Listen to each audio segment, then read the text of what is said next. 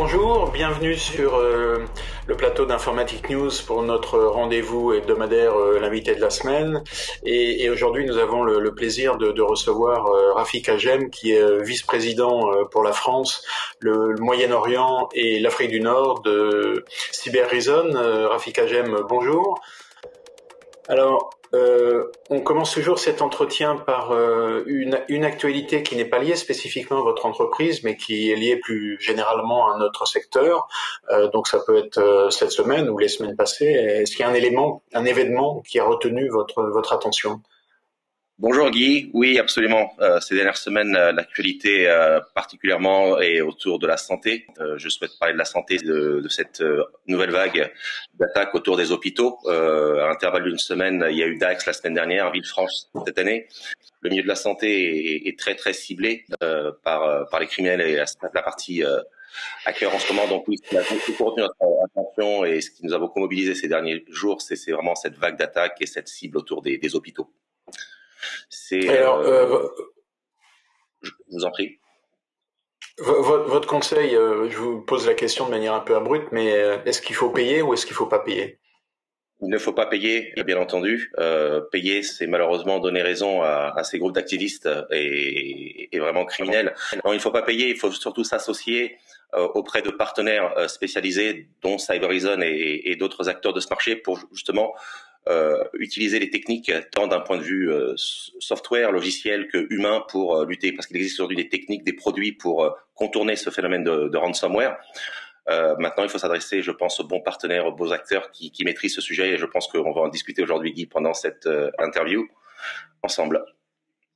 Très bien. Alors, avant qu'on rentre dans le vif du sujet, si je puis dire, c'est qu'on présente qui vous êtes, parce que nos lecteurs vous connaissent peut-être pas tous. Déjà, nous dire un peu comment vous fonctionnez, vous, en tant qu'entreprise, depuis qu'on est rentré dans cette épidémie. Hein, ça fait 1 an maintenant, et on ne sait pas jusqu'à quand ça va nous forcer à fonctionner de manière un peu différente. Comment vous êtes organisé et comment vous voyez la sortie du tunnel? Alors, nous, aujourd'hui, en tant que Cybereason, l'organisation s'est faite de manière très, très naturelle, c'est-à-dire qu'on est un groupe international présent sur l'ensemble du globe. Notre siège social étant basé à Boston, HQ. On avait déjà, avant l'épidémie et depuis 1 an, cette capacité de travailler en remote, c'est-à-dire qu'on est vraiment une communauté de gens qui sommes vraiment très remote, très orientés sur le marché. Donc, la contrainte de travailler en remote n'était pas quelque chose de nouveau pour nous en tant que Cybereason au niveau des employés. Ensuite, vous avez des fonctions un peu plus transverses qui n'ont pas eu l'habitude, mais ça s'est fait encore une fois de manière très naturelle, très rapide. Notre entreprise a su immédiatement mettre en œuvre tous les moyens pour l'ensemble de nos collaborateurs pour créer un environnement de travail.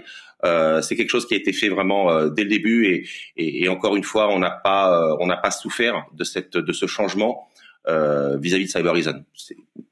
Très bien.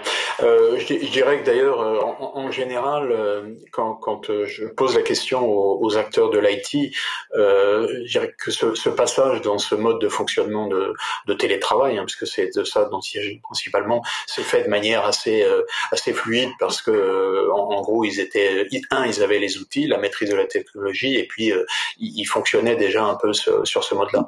Alors maintenant, si on présente Cybereason à nos lecteurs, hein, qui vous connaissent peut-être pas tous. Donc en gros, moi j'ai quelques éléments. Vous avez été créé en 2012. Vous avez dit que votre siège est à Boston. Vous êtes spécialisé dans la cybersécurité et plus spécifiquement dans les endpoints. On verra un peu plus en détail ce que ça veut dire. Et puis vous êtes, alors là c'est un point de détail peut-être, mais vous allez nous dire pourquoi. Vous êtes enregistré dans le Delaware, et on sait que le Delaware c'est un peu le paradis fiscal aux États-Unis. Donc, est-ce que vous pouvez nous en dire un peu plus sur qui vous êtes et ce que vous faites spécifiquement? Absolument. En fait, initialement, la société a été créée par 3 fondateurs issus de l'unité 8200 en Israël, unité très reconnue pour avoir, de par ses fondateurs, créé beaucoup de technologies de grands noms dans le domaine de la sécurité. Donc, nos fondateurs sont issus de cette unité.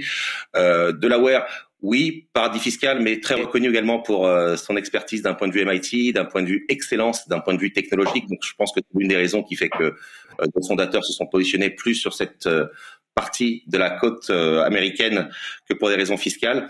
Encore une fois, vous le disiez Guy tout à l'heure, nous sommes une entreprise qui a été créée maintenant il y a à peu près 8 ans et dont l'objectif premier était d'apporter des solutions de protection au niveau endpoint, mais avec une approche complètement différente et innovante, et c'est ce dont nous allons discuter aujourd'hui, puisque nos fondateurs viennent du côté offensif de la chose et non pas du côté défensif. C'est-à-dire que nos fondateurs viennent d'un milieu vraiment de pen testing, qui connaissent l'attaque, et comme on le dit souvent, la meilleure défense c'est l'attaque. Donc on a vraiment une espèce de reverse engineering dans le mode opérationnel de Cybereason aujourd'hui.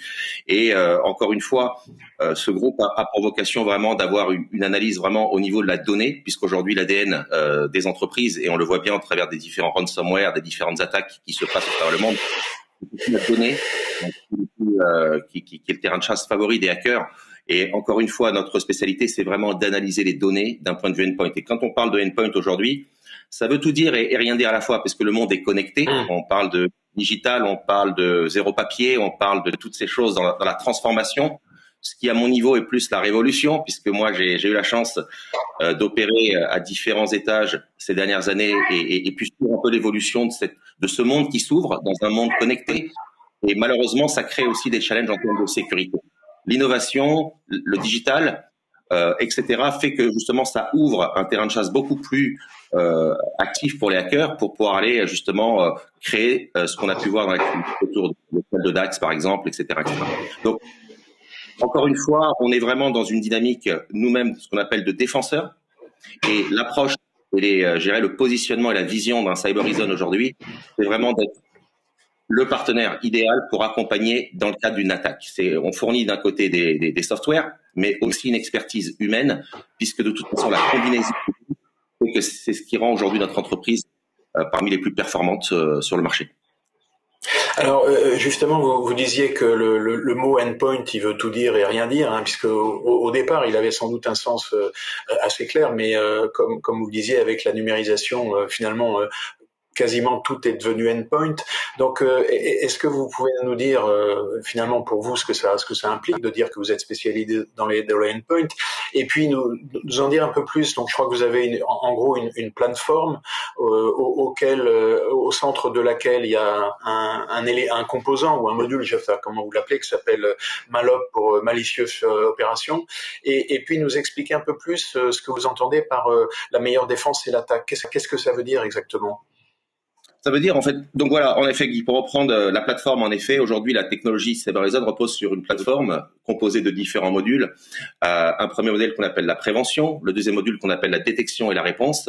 Et encore une fois, c'est-à-dire que dans l'évolution des technologies, il y a quelques années, on était sur des technologies relativement basiques en fonction de l'actualité et de ce qui était à l'époque disponible.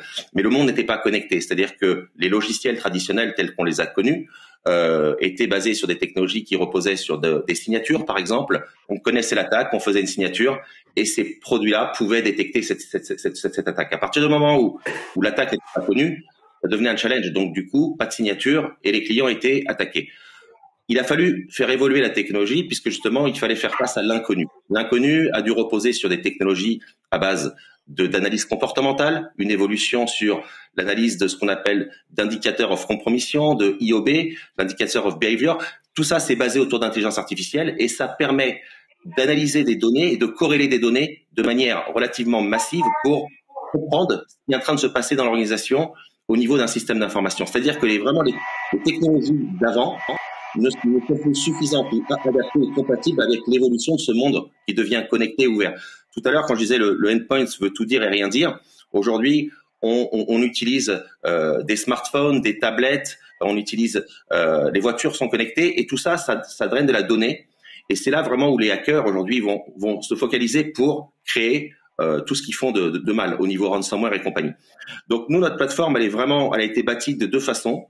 La partie détection et réponse, parce que quand on est victime d'un incident, on doit le détecter, mais on doit répondre pour passer par une phase qu'on appelle de rémédiation, pour remettre en état le système du client ou de l'organisation avant que l'attaque ait eu lieu. Donc aujourd'hui, notre plateforme, elle est vraiment très orientée là-dessus. Et on a un cycle tout à fait logique en termes d'analyse des données qu'on va corréler. Et pour reprendre votre point, Guy, sur la partie MALOP, qu'est-ce que c'est un MALOP? C'est une malicious operation. Pour vous donner un exemple très simple, à l'époque ou dans les anciennes générations de technologies de endpoint, vous aviez X machines, 10 machines. Si les 10 machines étaient infectées, vous aviez 10 alertes qui remontaient sur votre console d'administration. Qu'est-ce qui s'est passé? Ça a créé ce qu'on appelle le phénomène d'alerte fatigue, puisque l'attaque était la même, oui, mais d'un point de vue, on reprenait cette forme 10 fois. Sans compter qu'aujourd'hui, au niveau endpoint, on n'est pas les seuls. Les organisations ont cumulé aussi les briques de sécurité. Il y a eu des firewalls, il y a eu tout un tas d'outils sur lesquels les clients et les organisations se sont imbriqués les unes des autres. Imaginez que tous ces produits lancent des alertes. Imaginez que tous ces produits génèrent des alertes. Et parfois, ça crie au loup pour rien, parce que c'est ce qu'on appelle le phénomène de fausse positive. Fausse positive, c'est-à-dire qu'on crie à une alerte, mais il ne se passe rien. L'approche MALOP chez Cybereason, c'est quoi? Au lieu d'avoir 10 alertes, on n'en aura qu'une parce qu'on fait une analyse globale du système d'information. On va corréler ça au travers de notre console d'administration qu'on appelle la CMC.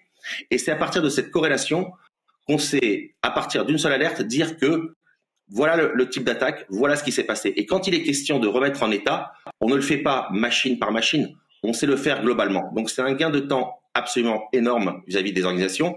C'est un niveau de visibilité que je considère à 360 degrés aujourd'hui, que les solutions standards du marché ne peuvent pas apporter. L'approche était complètement différente.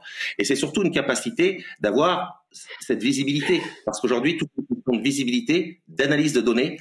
Et si on n'a pas ces deux composantes de visibilité, d'analyse de données de manière générale, malheureusement, on est à l'aveugle. On ne peut pas adresser correctement les phénomènes, je dirais, de ransomware, etc. Donc le MALOP, c'est ça, c'est la capacité d'analyser une opération malicieuse sur un échantillon global d'un point de vue organisation et non pas machine par machine. Et ayant cette vue globale, c'est là où on devient le plus pertinent pour apporter une solution vraiment très efficace à nos clients. C'est ce qui fait que Cybereason aujourd'hui est très avancé sur le plan technologique parce que nous sommes l'une des rares sociétés à opérer de la sorte. Parce qu'encore une fois, pour reprendre votre point, quand on dit la meilleure défense, c'est l'attaque, ayant des équipes relativement orientées, pen testing, etc., on sait comment les hackers fonctionnent. Et à partir du moment où on sait comment ils fonctionnent, on sait défendre. Et si on sait défendre, on sait réagir. C'est vraiment un mix entre la technologie et l'expertise humaine, encore une fois. Un produit ne pourra pas résoudre les problèmes actuels de sécurité, mais c'est la combinaison entre le produit et l'expertise qui fait que Cybereason aujourd'hui est relativement dominant sur ce marché. Alors, justement, vous disiez que, en fait, l'objectif, c'était de faire regrouper, faire une sorte de synthèse de ce qui se passe et non pas d'avoir une vision analytique sur chacun des serveurs. Pour prolonger un peu la question, est-ce que vos solutions sont des logiciels qu'on achète et qu'on installe sur les serveurs dans le data center, ou est-ce qu'elles sont proposées en mode cloud? J'imagine un peu la réponse que vous allez donner, mais j'attends de la voir. Et puis la deuxième question, c'est est-ce que vos solutions protègent le système d'information d'une entreprise, quelle que soit sa configuration, c'est-à-dire que ce soit uniquement en data center, ou en mode cloud, ou en mode hybride ou multi-cloud. Est-ce que c'est capable de prendre en compte toutes ces configurations-là? Alors oui, ça prend en compte toutes ces configurations-là, plus une que vous n'avez pas citée, que je vais ajouter, qu'on appelle le on-premise, c'est-à-dire qu'on est capable également d'installer nos solutions chez les clients pour des raisons de compliance, pour des raisons de régulation, pour des raisons, vous avez entendu parler de GDPR, etc. Il y a beaucoup d'entreprises aujourd'hui qui ne souhaitent pas aller dans le cloud pour des raisons de réglementation. Donc oui, on est à même de poser nos solutions en mode on-premise et enfin également en mode air-gapped. Quand on rentre dans les réseaux militaires secret défense, ces réseaux ne sont pas connectés à Internet, mais ont besoin quand même de protection.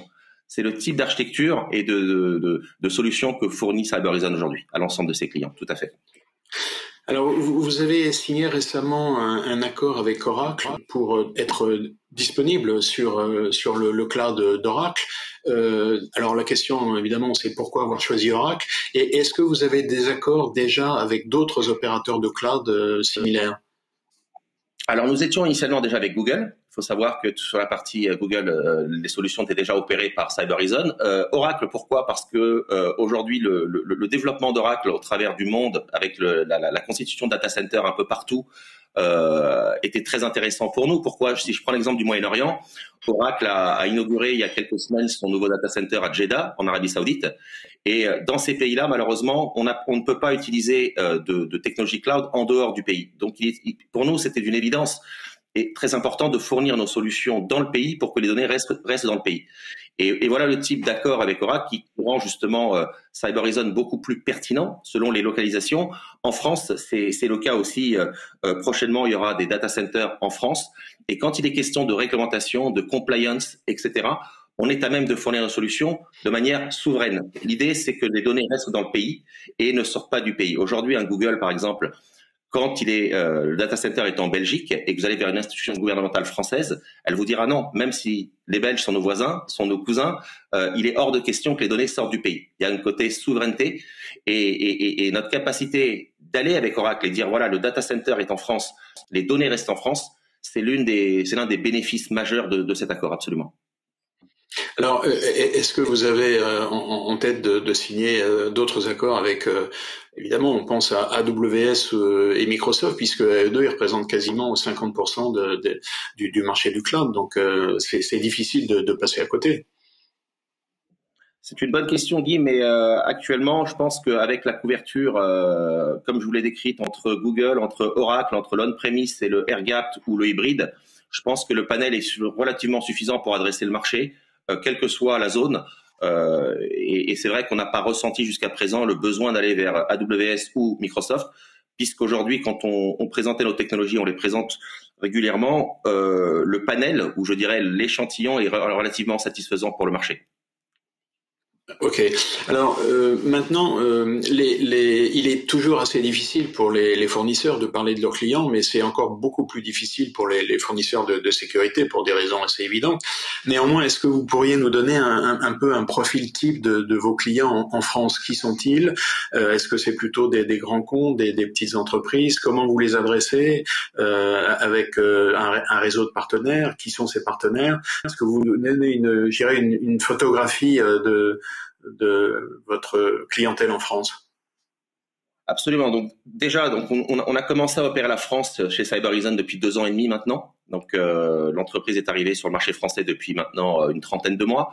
Pour vous donner un overview un petit peu de ce que représente le marché en France pour Cyber Horizon, un tiers. On va être sur un tiers de clients du CAC 40, d'accord, qui ont contracté, qui utilisent au quotidien solutions. On est sur un deuxième tiers sur tout ce qui est, on va dire, mid-market, un peu commercial. Ce sont des entreprises d'une certaine taille, mais qui ne se font pas dans le CAC 40 ou le SBF 120. Et là, le troisième pilier sur lequel Cyber Horizon fournit pas mal de technologies, c'est toute la partie gouvernement et secteur public. Et dans ce patch de gouvernement secteur public, je mettrai la partie santé, dont on a discuté un peu au début de cette interview. La santé, aujourd'hui, il faut savoir que Cyber Horizon, depuis maintenant 24 mois, a environ une 60aine d'hôpitaux clients de nos technologies, suite à un accord qui a été signé au travers d'un partenaire, puisque vous parlez de partenaire qui s'appelle Advance, au travers d'une centrale d'achat qu'on appelle le CIH, puisqu'il faut savoir qu'aujourd'hui, pour contracter avec les hôpitaux, vous devez forcément, en tant que quantité gouvernementale, ça reste du secteur public, aller vers des centrales d'achat, des marchés référencés sur lesquels nous sommes. Donc aujourd'hui, oui, une 60aine d'hôpitaux utilisent nos technologies depuis 2 ans. Si j'en reprends l'exemple de Dax ou de Villefranche, nos 60 hôpitaux, sans exception, n'ont pas été du tout atteints par le moindre ransomware depuis 24 mois. Donc ça, c'est un élément relativement clé et important. Nos clients du CAC 40 n'ont pas été atteints sur ces derniers mois par un ransomware. C'est-à-dire qu'encore une fois, l'évolution technologique de la plateforme, la capacité de travailler de Cyber Horizon qui est complètement différente par rapport aux standards que l'on connaît, par rapport à ces techniques avancées, par rapport à notre mode opératoire, fait qu'aujourd'hui, nos clients sont safe. Bien sûr, 100% de sécurité n'existe pas, mais si on parle du panel de nos clients aujourd'hui, je n'ai pas d'exemple, Guy, à vous communiquer sur un de nos clients en France qui a été atteint ou infecté par un ransomware. Les partenaires, oui, on a dû se doter parce qu'aujourd'hui, nous, on est un éditeur de software, on a notre expertise en termes d'incident response, de gestion d'incidents, de crise, on a nos cellules de service, mais encore une fois, quand il est question d'intégration dans l'environnement d'une organisation, telle qu'elle soit, CAC 40, gouvernementale, on a besoin des services de spécialistes pour ça. Et pour ça, il y a des intégrateurs, il y a des sociétés de services Pour ne pas en nommer quelques-uns, vous avez des sociétés comme donc j'ai cité Advance dans le marché de la santé, mais vous avez des compagnies comme Digital Security qui a été récemment racheté par le groupe Atos. Vous avez des gens comme Nomios, vous avez des gens comme Open Minded. Tous ces gens sont des spécialistes de la sécurité qui ont passé les certifications parce qu'encore une fois, ce qui est important, on a mis en place des programmes de certification. Vous ne pouvez pas devenir partenaire entre guillemets de Cybereason parce que voilà, il y a vraiment tout un cursus et un processus et un programme à suivre. Et toutes ces sociétés dont je vous parle ont vraiment formé et certifié leurs collaborateurs, leurs équipes pour pouvoir implémenter nos technologies dans les environnements divers et variés. Donc aujourd'hui, oui, on est sur un modèle 100% direct. Pourquoi? Parce que, encore une fois, un éditeur de logiciels est là pour fournir de la technologie et de l'expertise. Mais il faut rendre à César ce qui appartient à César. L'intégration, le service, c'est un métier dont aujourd'hui le marché français est très très bien entre guillemets est très riche par rapport à des sociétés qui sont vraiment très compétentes et performantes. Voilà. Très bien. Alors donc, en gros, je retiens quand même que le profil de vos clients, c'est plutôt des grands comptes ou des entreprises d'une certaine taille, et puis le secteur public. Vous avez signé récemment un accord avec Intel, je dirais, pour injecter de la protection au niveau des processeurs, donc du hardware. Est-ce que vous pensez que cette approche, je dirais, de faire en sorte que la sécurité soit intégrée, et je crois d'ailleurs que Intel avait s'était engagé dans cette voie il y a déjà quelques années. Est-ce que vous pensez que c'est une approche qui est prometteuse, qui va pouvoir se développer dans les années à venir? Je pense que oui, parce qu'aujourd'hui, quand on parle sécurité, il faut vraiment, on essaie d'aller au plus bas et au plus bas niveau des couches. Comme vous savez, c'est vraiment aujourd'hui, les techniques de hacking sont devenues de plus en plus sophistiquées. Les hackers ont compris que toute la partie operating system, etc., est relativement bien protégée de manière générale. Donc, ils essaient de trouver des échappatoires, ou des portes. Vous savez, c'est comme vous pouvez créer la plus belle porte blindée avec tous les verrous, mais si vous laissez les fenêtres ouvertes, ça devient problématique en termes de sécurité. Aller au plus bas, au niveau du processeur, c'est vraiment rentrer dans des couches très basses, parce qu'on s'est rendu compte que justement, la sophistication des attaques et les hackers sont devenus de plus en plus performants sur le sujet, pour différents moyens pour aller justement pénétrer les systèmes d'information des clients. Donc oui, en effet, je pense que cet accord signé avec Intel est très intéressant sur le plan technologique, mais apporte un niveau de sécurité supplémentaire au niveau couche basse, qui jusqu'à présent n'était pas justement considéré, mais qui devrait l'être, puisque de toute façon, si on l'a fait, parce qu'il y a quelque chose dont je n'ai pas parlé aussi, Guy, en termes de préambule, c'est que dans nos équipes, il y a quelque chose d'assez innovant chez Cybereason que vous ne retrouverez pas chez d'autres éditeurs, c'est qu'on a notre propre équipe de recherche qu'on appelle la Nocturnist Team, dont le métier et la mission principale au quotidien, c'est de monitorer tout type d'attaque qui se passe dans le monde. Donc on a des gens qui sont dédiés chez nous, dont le métier vraiment de regarder, de comprendre, d'analyser, de décortiquer les moindres attaques. Et arriver à cet accord, c'est que on voit, on découvre en fait qu'il existe maintenant des failles ou des possibilités, des probabilités que la partie chipset puisse être entre guillemets adressée pour hacker une organisation. Ok, très bien. Là, juste un dernier point que je voulais aborder avec vous, ça peut paraître un élément de détail, mais en général, quand on parle à un fournisseur, on regarde en fonction des différentes offres qu'il propose, si il est dans tel ou tel cadran magique du Gartner. Et donc, il y a quasiment une nécessité d'y être présent, bien entendu, si possible dans le carré en haut à droite. Il se trouve que vous n'y êtes pas encore. Je crois que vous êtes présent dans la prochaine édition. Est-ce que pour vous c'est un élément important quand vous rencontrez des clients? C'est un élément important, bien sûr, et on est déjà très très honoré et très excité d'être dans le prochain quadrant qui, je pense, sera prêt d'ici le mois de mai 2021. Mais indépendamment du Gartner, quand on regarde par rapport à notre métier qui est vraiment spécifique au niveau de la protection d'endpoint, vous avez des rapports parallèles comme le NSS Lab, comme le Forrester Report. Ils sont vraiment très spécialisés, très dédiés dans nos métiers. Et si vous regardez les rapports de l'année dernière, de 2020, Cybereason était, comme vous dites, en haut à droite, mais surtout numéro 1 en termes de détection et de positionnement sur ces rapports. Donc ensuite, Gartner, je pense qu'avant d'y rentrer, Guy, on doit atteindre une certaine taille. Vous le disiez vous-même, on est une jeune entreprise depuis maintenant 2012. on devait atteindre une certaine taille en termes de clients. On a à peu près un petit millier de clients maintenant dans le monde aujourd'hui. On devait aussi atteindre une certaine taille de structure puisque on a doublé nos effectifs. On est à peu près 750 personnes. Nous étions 400 l'année dernière. On est à peu près 750 maintenant et on continue de recruter parce qu'on a besoin d'experts, on a besoin de force puisque le marché le demande de plus en plus et nos clients. Mais je pense qu'avant de pouvoir rentrer dans le Gartner, il fallait atteindre cette taille. Cette taille, on l'a atteint aujourd'hui. On se développe relativement bien. Et vous voyez, malgré la pandémie, puisque tout à l'heure on parlait de remote, etc., on a continué et on continue de recruter. C'est une entreprise qui a besoin de moyens pour continuer à adresser. Il y a un élément, une statistique que je ne vous ai pas communiquée, mais en 2020, par exemple, on avait une attaque toutes les 39 secondes. Aujourd'hui, depuis le début de l'année, ça fait 6 semaines, ça fait froid dans le dos, on est à une attaque toutes les 11 secondes. C'est-à-dire que il y a 4 fois plus d'attaques. Et nous, en tant que Cybereason, on a besoin vraiment de continuer à recruter. On a besoin de continuer de défendre. On a besoin de continuer également d'apporter ce savoir et cette expertise auprès de nos clients. Et oui, pour répondre à votre question, on est très, très, très honoré de rentrer au Quadrant Magique. Mais on ne pouvait pas, jusqu'à présent, on n'avait pas suffisamment de moyens pour y aller. Et quand on y va, c'est qu'on est prêt. Et quand on est allé au NSS ou au Forrester l'année dernière, on était prêt d'un point de vue technologique, on était prêt d'un point de vue humain. Et voyez, si vous consultez ces rapports, on était tout en haut à droite et premier en termes de classification. D'ailleurs, je crois que sur Forrester, c'est la première fois que vous avez un éditeur qui prend la note de double A.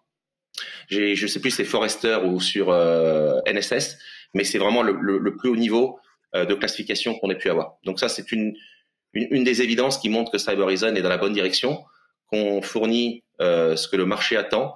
Et on compte bien entendu sur nos partenaires pour nous accompagner dans cette démarche parce que c'est vraiment un travail d'équipe, c'est un travail de cohabitation. Et le dernier point dont on n'a pas discuté, Guy, aussi, parce que c'est important, on parle aujourd'hui de Cybereason, mais quand on voit ce qui se passe au niveau marché, au niveau cyberattaque, on est aussi très orienté dans l'association. On s'associe à d'autres éditeurs.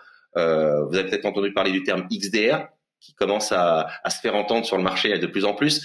Mais XDR, qu'est-ce que c'est? C'est la capacité d'intégrer différentes technologies pour pouvoir combiner un maximum de données que l'on va injecter dans nos consoles de corrélation machine dont on parlait pour créer des mallops. Et c'est vraiment la prochaine étape pour Cybereason. Aujourd'hui, on est vraiment dans une dynamique où on a signé des alliances avec des sociétés comme Splunk, comme Netscope, comme Vectra, tous des spécialistes de la sécurité.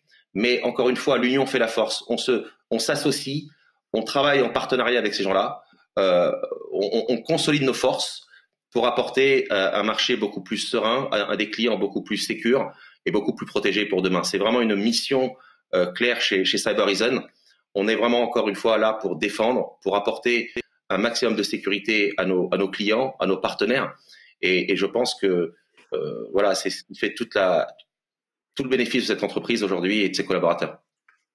Très bien. Bah, écoutez, je crois qu'on a fait un tour assez complet. Il y a un mot que je retiens. Vous avez utilisé le mot serein. Je pense que les entreprises et éventuellement vos clients ont besoin d'être sereins parce que le climat actuel, à la fois le climat lié à l'épidémie, mais aussi on en a parlé très récemment avec, comme vous l'avez mentionné, les hôpitaux de Dax et Vicheron-sur-Saône. C'est un climat qui est très anxiogène. Donc on a besoin de toutes ces technologies et on aura certainement l'occasion d'en parler. En tout cas, Rafik Hajem, merci beaucoup pour ce tour très très complet. Merci beaucoup Guy, c'est un plaisir. Merci encore.